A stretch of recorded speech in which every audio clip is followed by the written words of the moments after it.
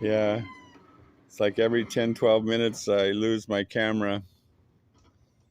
Uh, who knows why? The memory. Okay, we're getting this one played out, and maybe we'll catch a bass. I'd love to catch a big old bass or a stingray or a shark. And then we'd really have our hands full on this little line and this little half of a pole right here cut off for broken off and salvage for a survival pole. It's a survival fishing pole. Look at that. I got the other mackerel are chasing my mackerel, hoping it dies so they can eat their brother mackerel fish food. Yeah, they're hoping old Fred here will die so they can eat him. Yeah, yeah. A big bassie's gonna come get you. The big bass is gonna come get you, Freddy.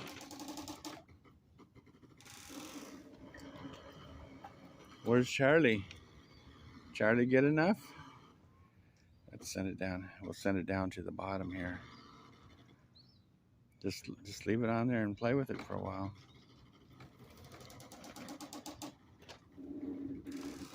I think Charlie's had enough food anyway. He's not back.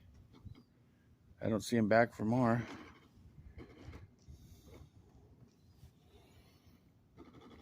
Maybe if I play with him long enough, he'll get off. He'll get off the hook. I'm tired of cutting up fish. And look at, we still got the 2 hearts. 2 beating hearts.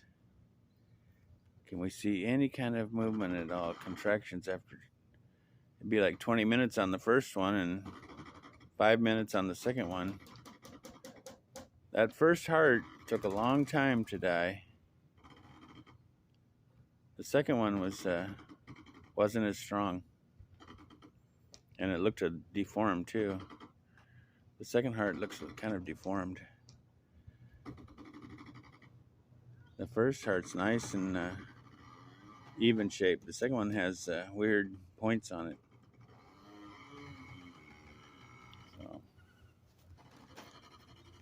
So. This is fun, folks. This is living in the bug out life in Ensenada, Mexico. It doesn't get any better than this. Okay. I'm gonna play around and drop my camera in the ocean like I did one other one.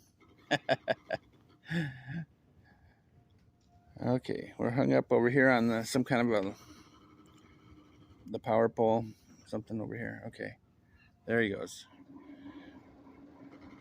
Just got to make sure the fish doesn't get tangled in the power lines. Look at that. Captain Ron's power line. I hope it's disconnected. I hope it doesn't have power on it. You know? Yeah, it's not using any power. Let's see how it's in the water there. And I have heard of swimmers and divers getting electrocuted being too close to power in the water.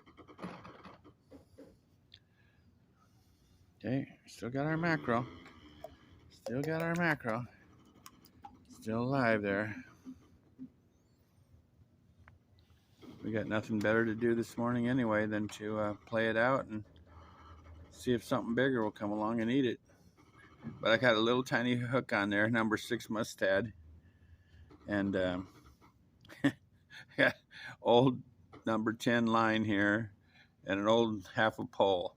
So we can't handle anything too big. But it would be kind of fun just to land into something so you can see the action. There's stingrays, rays, sometimes sharks, bass.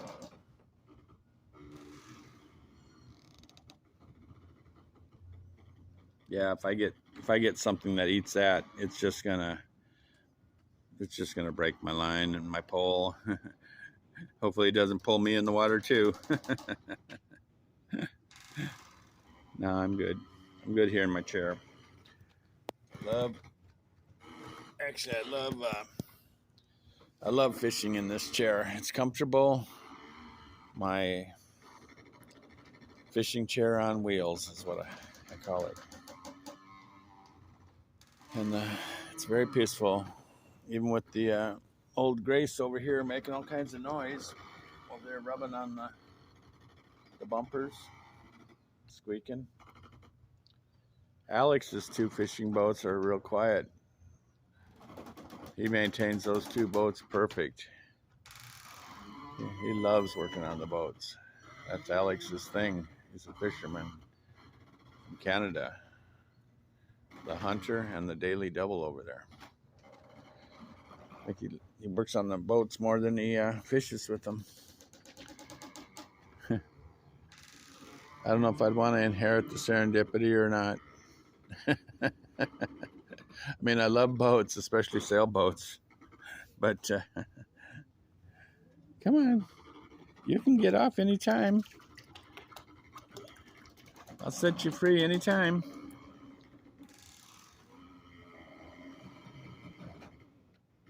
Yeah, you're free to go. You're free to go. Just throw that hook and go.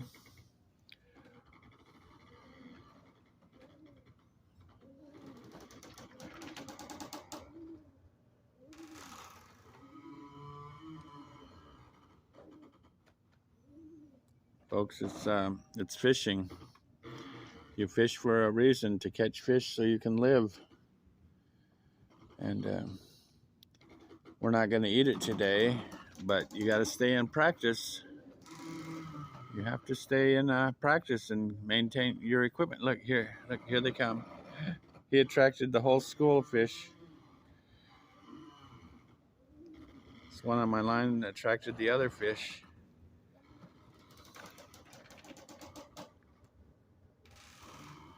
It's a good thing there's no sea lions around today. This one would probably get a sea lion.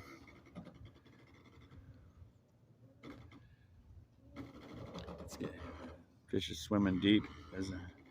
There's other mackerel down there schooling, which there's big predators around. And this one here, not being able to get away, is an easy target for a big predator. Fish are opportunists. They'll take the wounded one, the injured one first. As a matter of fact, that's what the swordfish and game fish do, is they go swimming at high speeds through these schools of mackerel and tuna and sardines, and they disrupt the school with their bill, their sword, thrashing, injuring, wounding fish left and right, and then the game fish eat the ones that are injured. It's the life circle of life, folks. Everything is competing to survive. Hopefully, man is at the highest on the food chain because of our brain. You don't see any other animals using a hook, line, and sinker to catch a fish.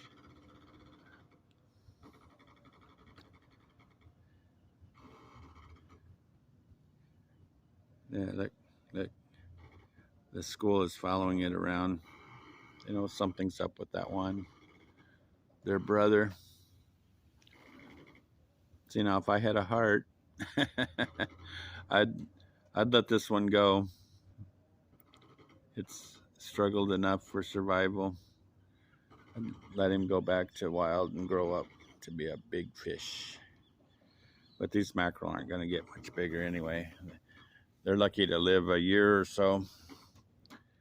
Look, the two hearts frozen. Yeah. Two hearts frozen in time. That's weird how the heart popped out when you cut the head off. Both hearts just pop right out. So, I'll play around with this one for a few more minutes, and I'll let it go, and then I'll go get me some breakfast myself. Talking about the food chain, I need huevos divorciados, red and green sauce on the eggs.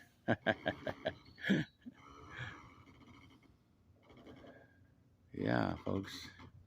See, did Charlie come back? No. No Charlie.